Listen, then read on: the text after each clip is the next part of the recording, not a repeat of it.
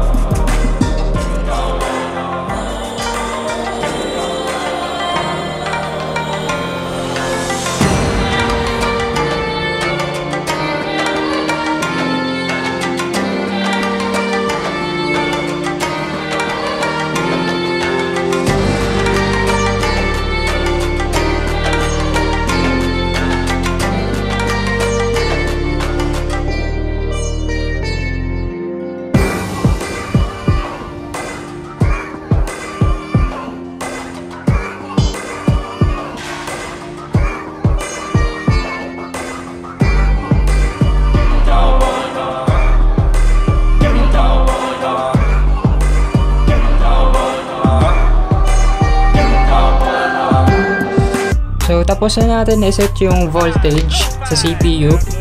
So the moment of truth na ngayon guys, itetest na natin, i-benchmark natin, titignan natin guys kung bumababa yung temperature o hindi.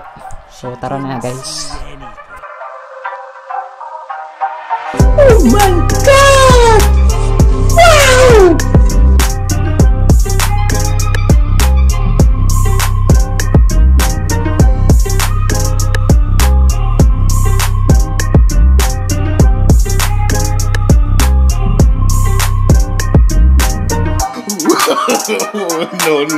No.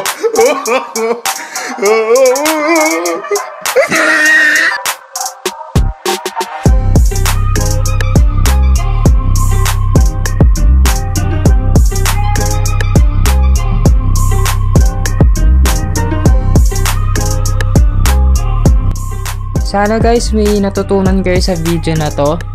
Sana guys mag-subscribe na kayo. Pindutin nyo na rin yung bell button para ma-notify kayo lagi guys kung may bago tayong upload na video.